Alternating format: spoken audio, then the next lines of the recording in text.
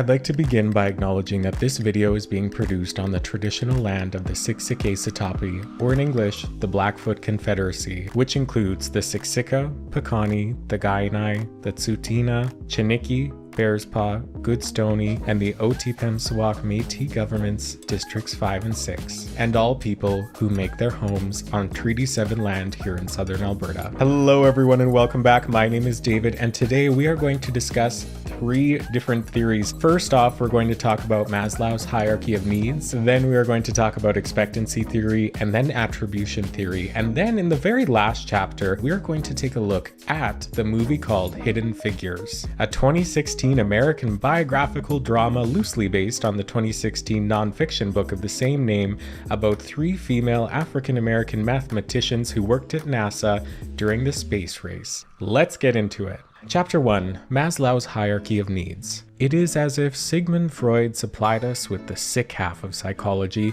and now we must fill it out with the healthy half. In the summer of 1938, a young psychologist, Abraham Maslow, spent several weeks doing anthropological research on a Blackfoot reservation near Alberta. Maslow discovered that to most Blackfoot members, wealth was not important in terms of accumulating property and possessions. Giving it away was what brought one the true status of prestige and security. At the same time, Maslow was shocked by the meanness and racism of the European Americans who lived nearby.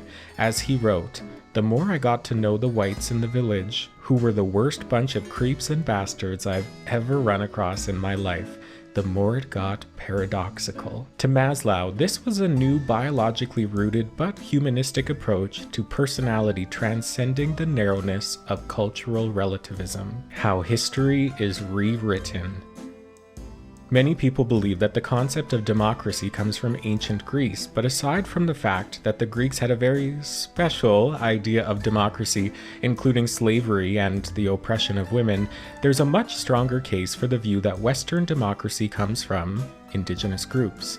The American Constitution's concept of a non-hierarchical society in which everybody had equal rights, which was, after all, completely alien to Europe at that time, was, to a large extent, inspired by indigenous societies. Thomas Jefferson and Benjamin Franklin both wrote in their memoirs that they were influenced by the Iroquois model of democratic government, with its system of checks and balances and elected representatives. As one British officer wrote disapprovingly of the Cherokee people in the 18th century, "There is no law nor subjection amongst them. The very lowest of them thinks himself as great and as high as any of the rest. Everyone is his own master." Land and property were usually communally held and used. There were, generally, no strongmen authoritarian rulers who imposed their desires on the rest of the population against their will.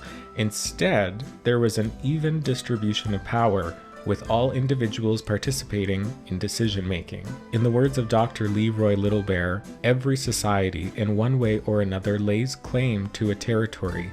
Within that claimed territory, a culture arises from the mutual relationship with the land. It is through this mutual relationship with the land that cultural icons, symbols and images, values, customs, ceremonies, stories, songs, and beliefs of the people are developed. These, in turn, are embodied into the very being of the people. Let's get back to the hierarchy of needs, because this was really interesting to me, because a lot of scholars in this area do argue that Maslow derived, took, borrowed, stole his idea of the hierarchy of needs from the Blackfoot people that he spent time around. It's just not lost on me, and I just want to make the note that even indigenous psychology was stolen, not even the land. It's fascinating in the worst way how potentially this idea of the hierarchy of needs was taken from the Blackfoot people and then repackaged and sold back to them at a higher rate. Brutal! Let's actually look at the pyramid and understand this before we move on. The bottom 2 levels of the pyramid are your basic needs. So we have food, water, warmth and rest, security and safety. And then the middle tier is your psychological needs. So prestige, your feeling of accomplishment, and your intimate relationships and friends. And then at the very top, we have your self-fulfillment needs, which includes self-actualization. So this is achieving one's full potential, including creative activities. That sounds fun. I love being creative. And I think just by this pyramid, a lot of us really, our eyes drive to the top, because how can we be the best? Self-actualization, that could be a goal that a lot of us have. So a lot of these different levels of the pyramid, they make a lot of sense, even just by the titles. We know what feelings of accomplishment feel like. But the one that really stuck out to me was self-actualization. What does that mean? What does that look like? In what ways does a person who has self-actualized behave? So I want to talk about that now. So somebody who has achieved, for lack of a better word, because you're never going to constantly be at this level of self-actualization, but somebody who is nearing it or is cyclically entering and exiting this idea of self-actualization, these are going to be the kinds of people that take the growth choice instead of the stable choice. Knowing when to retreat and relax versus when to leave your comfort zone, because it is a very balanced thing. We have to push ourselves out of our comfort zone, but not always. There has to be the balance. Another quality that caught my interest here was this idea of being funny and humor. So if we break this down along a spectrum, you can have high-level humor and low-level humor. And colloquially, we would say that high-level humor is punching up or punching across, and low-level humor is punching down. So punching down are the things that are discriminatory, you know, racist, homophobic, those kinds of things, where you're creating humor, creating laughs at the expense of another person. That's low-level humor. So I wasn't surprised to see that this idea of low-level humor is consistent with somebody who does not have a high level of self-actualization in this hierarchy of needs. But the folks that have this high-level humor, which means making fun of themselves, including people with their jokes, and not trying to make people feel bad about themselves when they're making jokes, you know, or punching up people who are higher up than us. That kind of humor is associated with somebody who has a higher level of self-actualization. Fascinating. And when you hear it, it probably makes sense to you, but just to conceptualize it in this way when it comes to the idea of self-actualization was very interesting to me. Okay, moving on. Another thing that self-actualizers have a strong perception of is reality. Self-actualizers can appreciate the basics, they are usually problem-centered, and they have a mission because they think the world needs what they have to offer. They enjoy practicing things. They are accepting of themselves and others. They are spontaneous. They need autonomy. They have profound relationships and are connected to humanity. These people are not interested in competing, but rather collaborating. The original hierarchy states that a lower level must be completely satisfied and fulfilled before moving on to a higher pursuit. However, there is evidence to suggest that levels continuously overlap each other. The more you develop your lower needs, the more you develop your higher needs. And a lot of mental health challenges are due to the lower needs not being met at some point in your life. Self-actualization is self-transcendence. It is a form of awakening, the end of striving. You have finally arrived. This might be similar to what Buddhists call enlightenment, and it does sound like a spiritual experience. You are not constantly at this stage, but rather smaller moments called peak experiences occur. This can look like reclusivity, contemplation, listening to music, intimacy, performing, and you cannot chase these moments, but only be surprised by them. Something else I'd like to note here is that the lower needs on this pyramid are extrinsically motivated, but the higher needs on this pyramid are intrinsically motivated. We've discussed motivation many times in this series, so interesting to see that same idea of extrinsic versus intrinsic motivation transposing onto the hierarchy of needs. This idea of peak experiences is very interesting to me, and I have had many peak experiences, and they are very memorable to me because my senses feel so heightened during a peak experience. So I can give you an example. I'll put a video up here. It's nothing special. I'm in Minnesota in this video. I don't know where I'm driving, somewhere rural Minnesota, driving from one place to another to film at a different location. And you know, the music was just right, and the sun is on my face, and Gen Z would say I was just vibing. But for whatever reason, this moment, will not leave my mind. It's burned in my mind in the best way possible of the vibes. That's how I see peak experiences, is that it's usually attached to a very sensory experience. There's this demand for presence in the way that I experience peak experiences. So before we move away from Maslow's hierarchy of needs, because there is a lot of criticism for this model as well that we're not going to get into, but I want to take a quick look at two other models that perhaps were inspired by this, but go into a little bit more detail when it comes to these needs being met. So the first one is called spiral dynamics. Spiral dynamics is a less well-known theory and is a model of evolutionary psychology for the psychological development of individuals, organizations, and societies. So like Maslow's hierarchy of needs, it has different levels of color to represent different value systems and worldviews.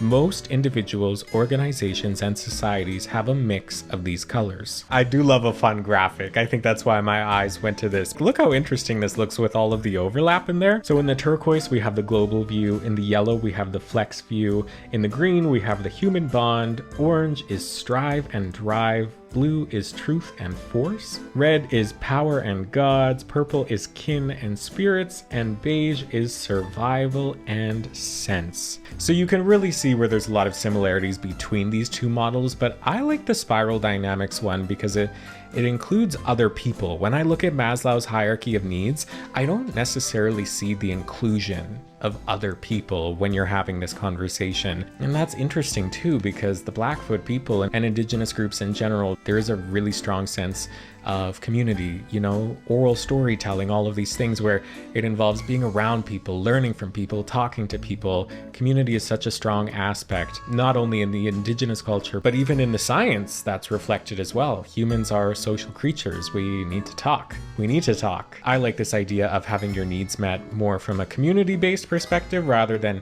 maybe individual. And you could argue that there is community-based things in Maslow's hierarchy of needs, but it's not explicitly organized in the same way that it is here with spiral dynamics. Okay, so now the last one that I want to quickly show you is called the Master Code of Human Nature. So this one is very similar. Again, we even have the same color palette as the spiral dynamics. So these are the 8 fundamental ways of thought, action, culture, and organization. I think having your psychological needs met is this messy spiral image. It's not a nice clean pyramid. So spiral dynamics has my vote. So as we look at these models, you can't help but see the very strong relationship between autonomy, competence, and relatedness, of which we've talked about many times in this series. These concepts that are attributed most often to the theory of motivation is something that is very pertinent when talking about having your psychological needs met. It's a very strong relationship. All of these things are very, very connected. I'd like to finish this chapter by reading another quote from Maslow himself when talking about self-actualization.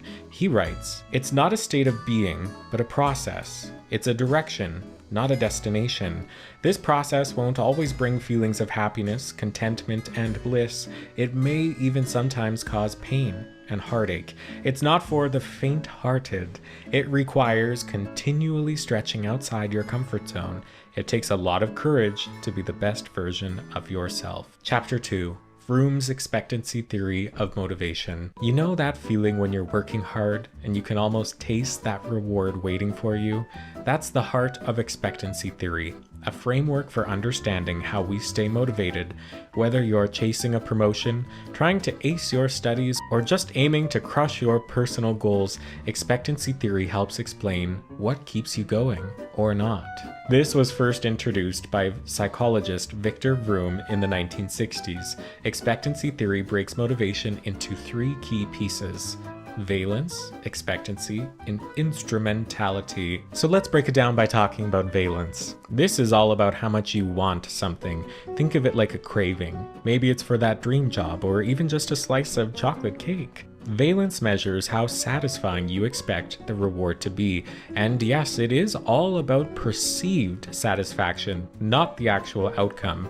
Let's say you're aiming for a promotion. If getting it feels life-changing, your valence is high.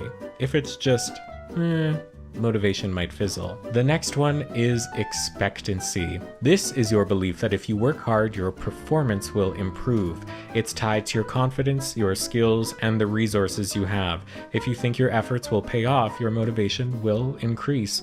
For example, if you have a study plan and all the right materials, you'll likely expect good grades. But if you're winging it with no preparation, your motivation will suffer. And finally, instrumentality. This is about your trust, your belief that your performance will actually lead to the reward you want. If you think the decision makers or systems around you will follow through, instrumentality is high. But if you doubt them, your motivation can sink. Imagine you clean your room to earn ice cream, but your parents keep saying, "Not today." Over time, you'll stop cleaning because the reward feels so out of reach. Put it all together, and here is the magic formula. Motivational force equals valence times expectancy times instrumentality. If any of these factors is a 0, motivation crashes, but when they're all high, you're unstoppable. So whether you're motivating yourself or trying to inspire others, think about expectancy theory. Check your valence. Do you actually want the reward? Boost your expectancy. Do you have the tools to succeed? And strengthen your instrumentality. Can you trust the system to deliver? With all of these things in balance, you will be setting yourself up for success. Chapter 3, Attribution Theory. Have you ever wondered why we interpret somebody's actions a certain way? Like, if your friend forgot your birthday, would you think they're thoughtless? Or would you blame their busy schedule? If someone cut you off while driving, would you think they are probably the worst person ever to exist ever? Or would you assume that they're just trying to get somewhere like you are? Would you think back to 4 minutes ago when you also cut someone off? I'm getting ahead of myself here. More about my reckless driving later. Welcome to the world of attribution theory. Now, this is a framework that breaks down how we explain the causes behind behavior and events. And it's a game changer for understanding people and even yourself. This theory was first developed in the 1950s, and it helped us see the invisible forces shaping our judgments. Are we blaming the bad behavior of others on their personality, an internal attribution, or are we cutting them some slack because of the situation, an external attribution? It's not just about labeling causes. Attribution theory goes deeper, helping us understand why we think the way that we do and how these thoughts shape everything, our decisions, relationships, and even our mental health. So let's look at the biases, concepts, and big ideas that make attribution theory such an interesting piece of the psychology puzzle. There are 3 core concepts to attribution theory. Number 1, locus of control. These are your internal attributions, so your behavior is linked to personal characteristics such as intelligence or diligence. Then you have external attributions. These actions are attributed to external forces like environmental conditions or societal pressures. Number 2, stability. So these attributions are consistent over time. So this would be like your innate ability to do something. Then you have unstable attributions. So these causes are temporary. So they might be involving your mood or chance. Number 3, controllability. So your controllable causes are the things that you have an influence over the outcome. So like your effort. And uncontrollable causes are factors outside of your personal control, like a natural disaster. Now, let's take a quick look at Kelly's covariation model. Kelly proposed that people evaluate 3 different things when it comes to making attributions. The first one is consistency. Does this person behave this way regularly? The next one is distinctiveness. Do they act differently in other situations? And the last one is called consensus. Do others act similarly in the same scenario? All 3 of these elements determine whether an action stems from an internal or external cause. Now, there are 4 attribution biases that I quickly want to run through with you here. Number 1 is the fundamental attribution error. This is overemphasizing personality and underestimating situational forces when explaining others' behavior. The second one is the actor-observer bias. This is attributing one's own actions to external causes, but others' actions to internal ones. The third one is self-serving bias. So this is attributing successes to internal factors and failures to to external ones to preserve self-esteem. The last one is the just world hypothesis. So this is believing that people get what they deserve, which can lead to victim blaming. The attribution theory affects so many different parts of our lives, like the workplace, the classroom, our personal relationships, and mental health. Everything. Because attribution theory isn't just academic, it's practical. Think better teamwork, stronger empathy, and a fresh perspective on life's curveballs. Now, you may remember that in the beginning of this chapter, I said we were going to talk about more of my reckless driving. Let me tell you about my reckless driving and how it perfectly relates to what we're talking to today. When I was an undiagnosed teenager, I was a reckless driver. I would regularly cut people off, which I called sniping. You see, dangerous things are easier to engage with if you give them a fun little name. You know, I loved a California lane change, which is where you cross more than 2 lanes in succession. I would drive too fast, and not just because I was late, my anxiety always had me early, and if other folks around me wanted to play a little game, I would always play it. And usually win. Now you might be thinking, David, why in the world are you admitting to an online audience how dangerous your teen years were? And it's because I thought everybody drove like that, and I'm being so serious. I attributed my reckless driving as an act of defense. I thought that driving was a game and I needed to win. I attributed regular driving behaviors from others as deliberate acts of intimidation and provocation. And listen, I grew up in Lethbridge, Alberta, home of the street wheelers, so there was a disproportionate amount of driving stunts in that city, but I used the attribution theory to project myself onto others. I would use the little, assumedly unintentional driving infractions of others as license to intentionally do the same thing back to them. This attribution I had made was particularly noticeable to me when I started to drive as if I had the will to live. I forgot I put that in the script.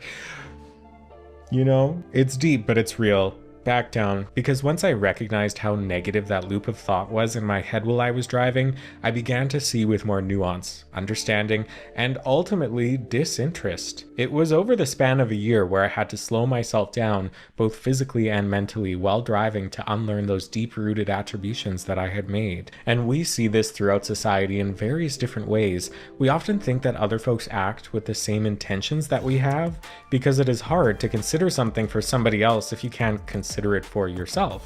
Often the folks in the world who lie the most assume that people are lying to them. The most judgmental people often assume that others are judging them. You know, these are obviously sweeping generalizations, but if I'm speaking from nothing more than personal experience with all of this, and I mean with all of this, we've come a long way. This is all to say, the next time you are bothered by somebody's behavior, pay attention to the way your brain rationalizes that behavior. If your reasoning is what you'd use for yourself, if you engaged in that same behavior, in other words, practicing fake empathy, I challenge you to consider alternatives, if only for selfish reasons. It makes life so much more livable to accept the ambiguity because you will almost never truly know the motivation behind others' behavior. Chapter 4. Hidden Figures. Hidden Figures is a movie that not only tells an inspiring story, but also perfectly illustrates some big ideas in psychology. We'll use attribution theory, expectancy theory, Maslow's hierarchy of needs, and self-determination theory to break down how these 3 mathematicians achieved greatness at NASA. Let's start off with attribution theory. Now, this theory is all about how people explain their successes and failures. For Catherine, Dorothy, and Mary, their successes can be attributed to a mix of internal and external factors.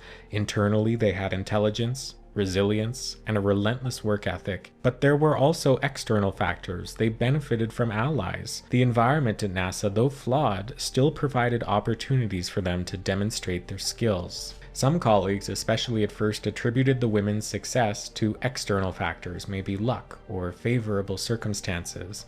But as the story unfolds, we see a shift, because eventually it's clear to everyone that their achievements stem from an undeniable competence and dedication. Now let's bring in expectancy theory, which, simply put, explains how motivation works when effort, performance, and rewards align. Think about their supervisors. When they eventually start trusting them with high-stakes calculations, they're showing belief in their capabilities, and this directly impacts performance. Their supervisors' beliefs or eventual beliefs in their abilities played a huge role in unlocking new opportunities. It's like a feedback loop. The more Catherine, Dorothy, and Mary proved themselves, the more their supervisors supported them, creating more chances to succeed. But on the flip side, when they faced skepticism or discrimination, it put extra barriers in their path. But they overcame them with even greater effort. That is the power of aligning expectations and opportunities.